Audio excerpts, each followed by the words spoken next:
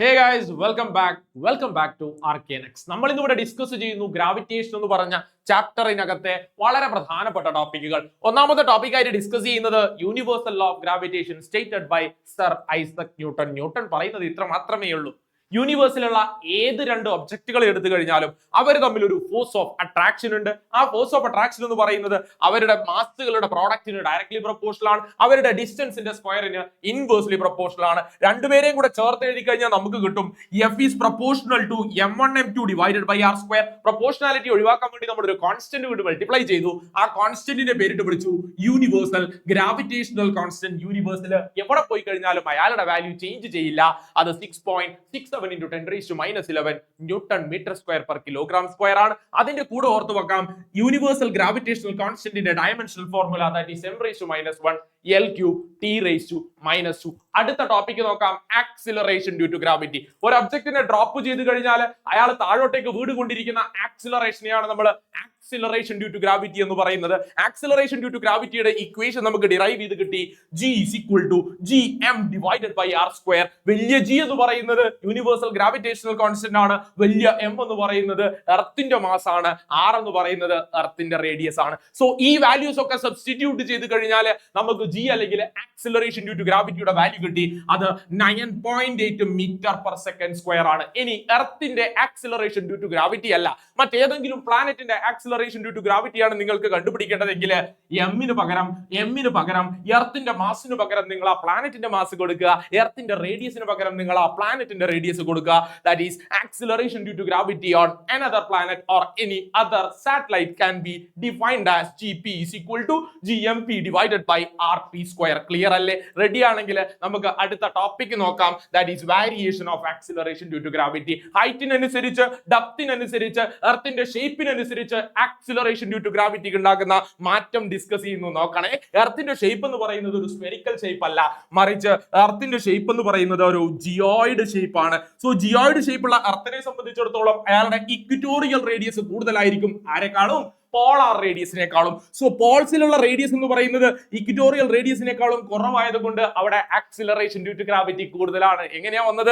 നമുക്കറിയാം G is equal to gm by r square ആണ്. എവിടെയാണോ റേഡിയസ് കൂടുതലുള്ളത് അവിടെ ആക്സിലറേഷൻ ഡ്യൂ ടു ഗ്രാവിറ്റി കുറവായിരിക്കും. സോ ഇക്വിറ്റോറിയൽ റീജിയനിൽ റേഡിയസ് കൂടുതലായത് കൊണ്ട് ഇക്വിറ്റോറിയൽ റീജിയനിലുള്ള ആക്സിലറേഷൻ ഡ്യൂ ടു ഗ്രാവിറ്റി കുറവാണ് എന്ന് മനസ്സിലാക്കി വെക്കാം. പോൾസിലുള്ള acceleration due to gravity 9.83 metre per second square ഉണ്ടെങ്കിൽ ഇക്വിറ്റോറിയൽ റീജിയനിലുള്ള acceleration due to gravity 9.78 metre per second square മാത്രമേ ഉള്ളൂ. ക്ലിയർ അല്ലേ? ഇനി ഹൈറ്റിനനുസരിച്ച് ആക്സിലറേഷൻ ഡ്യൂ ടു ഗ്രാവിറ്റി എങ്ങനെ മാറും? ഹൈറ്റ് കൂടുമ്പോൾ ആക്സിലറേഷൻ ഡ്യൂ ടു ഗ്രാവിറ്റി കുറഞ്ഞു പോകും. മനസ്സിലാക്കി വെക്കാം, ഹൈറ്റ് കൂടുന്നതിനനുസരിച്ച് ആക്സിലറേഷൻ ഡ്യൂ ടു ഗ്രാവിറ്റി കുറയും. സോ ഹൈറ്റിനെയും ആക്സിലറേഷൻ ഡ്യൂ ടു ഗ്രാവിറ്റിയെയും കണക്ട് ചെയ്യുന്ന ഇക്വേഷൻസ് ഓർത്ത് വെക്കാം. GH divided by G is equal to r square divided by r plus h whole square. ഇനി നമ്മൾ ബൈനോമിയൽ തിയറം വെച്ച് അയാളെ ഒന്ന് എക്സ്പാൻഡ് ചെയ്ത് കഴിഞ്ഞാൽ നമുക്ക് കിട്ടും GH is equal to G into 1 minus 2h divided by r. ഇവിടെ പ്രോബ്ലംസ് ചെയ്യുന്ന സമയത്ത് കൃത്യമായിട്ട് നമ്മൾ ഈ ഇക്വേഷൻ തന്നെ ഉപയോഗിക്കാൻ വേണ്ടി ശ്രമിക്കുക. കാരണം നമ്മൾ അപ്രോക്സിമേറ്റ് ചെയ്ത് ബൈനോമിയൽ തിയറം വഴി എക്സ്പാൻഡ് ചെയ്തിട്ടാണ് നമുക്ക് ഈ രണ്ടാമത്തെ ഇക്വേഷൻ കിട്ടുന്നത്. ആ രണ്ടാമത്തെ ഇക്വേഷൻ അല്ല, ഒന്നാമത്തെ ഇക്വേഷൻ തന്നെ നമ്മൾ പ്രോബ്ലംസ് ചെയ്യാൻ വേണ്ടി ഉപയോഗപ്പെടുത്താം. ക്ലിയർ അല്ലേ? സോ h ഇൻക്രീസ് ചെയ്യുന്നതിനനുസരിച്ച്, ഹൈറ്റ് ഇൻക്രീസ് ചെയ്യുന്നതിനനുസരിച്ച് ആക്സിലറേഷൻ ഡ്യൂ ടു ഗ്രാവിറ്റി കുറഞ്ഞു പോകും. ക്ലിയർ അല്ലേ? ഇനി നോക്കണേ, ഡെപ്തിനനുസരിച്ച്, അതായത് ആഴത്തിനനുസരിച്ച് ആക്സിലറേഷൻ ഡ്യൂ ടു ഗ്രാവിറ്റിക്ക് എന്ത് സംഭവിക്കും? നമ്മൾ ഒരു കുഴി കുഴിച്ച് താഴോട്ടേക്ക് പോകുന്തോറും ആക്സിലറേഷൻ ഡ്യൂ ടു ഗ്രാവിറ്റി കുറഞ്ഞു വരും. അങ്ങനെ കുറഞ്ഞ് എർത്തിന്റെ സെന്ററിൽ എത്തുമ്പോൾ എന്താ സംഭവിക്കുക? ഇക്വേഷനിൽ സബ്സ്റ്റിറ്റ്യൂട്ട് ചെയ്ത് നോക്കാം.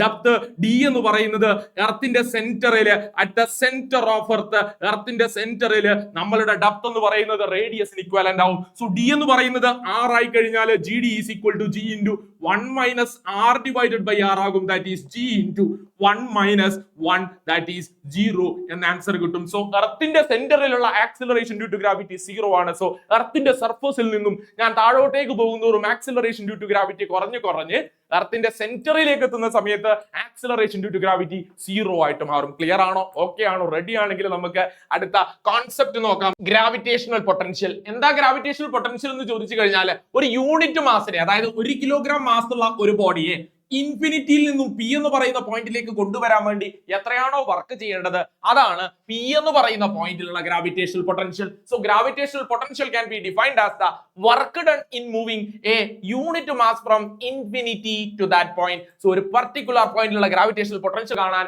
ആ ബോഡിയെ അല്ലെങ്കിൽ 1 കിലോഗ്രാം മാസ് ഉള്ള ആ ബോഡിയെ ഇൻഫിനിറ്റിയിൽ നിന്നും ആ പോയിന്റിലേക്ക് കൊണ്ടുവരാനുള്ള വർക്ക് കണ്ടുപിടിച്ചാൽ മതി. അങ്ങനെ നമുക്ക് ഗ്രാവിറ്റേഷണൽ പൊട്ടൻഷ്യലിന്റെ ഇക്വേഷൻ കിട്ടി, V is equal to -gm divided by r. ഇനി എന്താ ഗ്രാവിറ്റേഷണൽ പൊട്ടൻഷ്യൽ എനർജി? നമ്മൾ നേരത്തെ ഒരു യൂണിറ്റ് മാസിനെ അല്ലെങ്കിൽ 1 കിലോഗ്രാം മാസിനെയാണ് ഇൻഫിനിറ്റിയിൽ നിന്നും പി എന്ന് പറഞ്ഞ പോയിന്റിലേക്ക് കൊണ്ടുവന്നത്.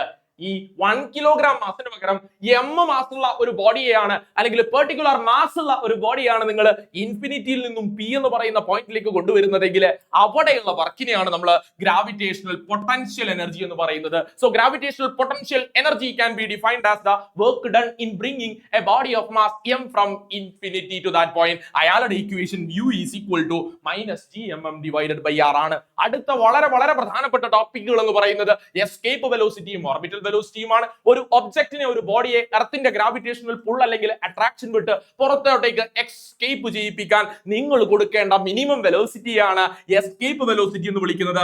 എസ്കേപ്പ് വെലോസിറ്റിയുടെ ഇക്വേഷൻ ഓർത്ത് വെക്കാം, that is V is equal to √2gm/r ആണ്. ഇവിടെ gm എന്ന് പറയുന്നത് gr² സബ്സ്റ്റിറ്റ്യൂട്ട് ചെയ്ത് കഴിഞ്ഞാൽ എസ്കേപ്പ് വെലോസിറ്റിയുടെ ഇക്വേഷൻ കിട്ടും, ദാറ്റ് ഈസ് √2gr. ഇവിടെ ശ്രദ്ധിക്കണേ, G എന്ന് പറയുന്നത് ഇവിടെ യൂണിവേഴ്സൽ ഗ്രാവിറ്റേഷണൽ കോൺസ്റ്റന്റ് ആണ്, M എന്ന് പറയുന്നത് എർത്തിന്റെ മാസ് ആണ്, R എന്ന് പറയുന്നത് എർത്തിന്റെ റേഡിയസ് ആണ്. ഈ കോൺസ്റ്റന്റ് വാല്യൂസ് ഒക്കെ സബ്സ്റ്റിറ്റ്യൂട്ട് ചെയ്ത് കഴിഞ്ഞാൽ നമുക്ക് കിട്ടും എർത്തിന്റെ എസ്കേപ്പ് വെലോസിറ്റി എന്ന് പറയുന്നത് 11.2 km/s ആണ്. ക്ലിയർ അല്ലേ? ഇനി അടുത്ത ടോപ്പിക് നോക്കണേ, ഓർബിറ്റൽ സ്പീഡ്. എന്താ ഓർബിറ്റൽ സ്പീഡ് എന്ന് പറഞ്ഞു കഴിഞ്ഞാൽ എർത്തിന് ചുറ്റും ഒരുപാട് സാറ്റലൈറ്റുകൾ കറങ്ങിക്കൊണ്ടിരിക്കുന്നുണ്ട്. അതുപോലെ തന്നെ നാച്ചുറൽ സാറ്റലൈറ്റ് ആയിട്ടുള്ള മൂണുണ്ട്. ഈ മൂണിന്റെയും മറ്റ് സാറ്റലൈറ്റുകളുടെയും ഓർബിറ്റൽ വെലോസിറ്റി കണ്ടുപിടിക്കാനുള്ള ഇക്വേഷൻ ആണ് V0 is equal to √gr. ഇവിടെ നിന്നും നമുക്ക് ഓർബിറ്റൽ വെലോസിറ്റിയും എസ്കേപ്പ് വെലോസിറ്റിയും തമ്മിലുള്ള റിലേഷൻ കിട്ടും, that is escape velocity is equal to √2v0. Clear അല്ലേ? അടുത്ത പ്രധാനപ്പെട്ട ടോപ്പിക് ആയിട്ട് ഡിസ്കസ് ചെയ്യുന്നു പീരിയഡ് ഓഫ് എ സാറ്റലൈറ്റ്. ഒരു സാറ്റലൈറ്റ് ഒരു റെവല്യൂഷൻ കംപ്ലീറ്റ് ചെയ്യാൻ വേണ്ടി എടുക്കുന്ന ടൈമിനെയാണ് നമ്മൾ ടൈം പീരിയഡ് T എന്ന് വിളിക്കുന്നത്. T is equal to 2π√r/g എന്ന ഇക്വേഷൻ കൂടെ ഓർത്ത് വെക്കാം. അടുത്ത മറ്റൊരു പ്രധാനപ്പെട്ട topic energy of A satellite ആണ്. സാറ്റലൈറ്റിന്റെ കൈനറ്റിക് എനർജിയുടെ ഇക്വേഷൻ ഓർത്ത് വെക്കാം. അതുപോലെ തന്നെ പൊട്ടൻഷ്യൽ എനർജിയുടെയും ടോട്ടൽ എനർജിയുടെയും ഇക്വേഷൻസ് ഓർത്ത് വെക്കുക. ഇതിന്റെ കൂടെ നമുക്ക് മനസ്സിലാക്കിയെടുക്കാം, ഇവിടെ കൈനറ്റിക് എനർജി എന്ന് പറയുന്നത് ½ ആണ്. ഓർബിറ്റൽ വെലോസിറ്റിയുടെ ഇക്വേഷൻ സബ്സ്റ്റിറ്റ്യൂട്ട് ചെയ്ത് കഴിഞ്ഞാൽ നമുക്ക് കിട്ടും K is equal to -gmm divided by 2 into r plus h ആണ്. അതേപോലെ തന്നെ നമുക്ക് പൊട്ടൻഷ്യൽ എനർജിയുടെ ഇക്വേഷൻ കിട്ടി -gmm divided by r plus h. ഇവിടെ നോക്കിയാൽ നമുക്ക് കാണാൻ പറ്റും ഈ കൈനറ്റിക് എനർജിയും പൊട്ടൻഷ്യൽ എനർജിയും കൂടെ ആഡ് ചെയ്യുമ്പോൾ നമുക്ക് ടോട്ടൽ എനർജി കിട്ടും, that is -gmm divided by 2 into r plus h. Clear അല്ലേ? ഇവിടെ നിന്നും നമുക്ക് കൈനറ്റിക് എനർജിയും അതേപോലെ തന്നെ പൊട്ടൻഷ്യൽ എനർജിയും ടോട്ടൽ എനർജിയും തമ്മിലുള്ള റിലേഷൻ കൂടെ പറഞ്ഞു വെക്കാം. നോക്കിക്കഴിഞ്ഞാൽ നമുക്ക് കാണാൻ പറ്റും ടോട്ടൽ എനർജി എന്ന് പറയുന്നത് പൊട്ടൻഷ്യൽ എനർജി ഡിവൈഡഡ് ബൈ 2 ആണ്. നോക്കിയാൽ നമുക്ക് കാണാം total energy is equal to potential energy divided by 2 ആണ്.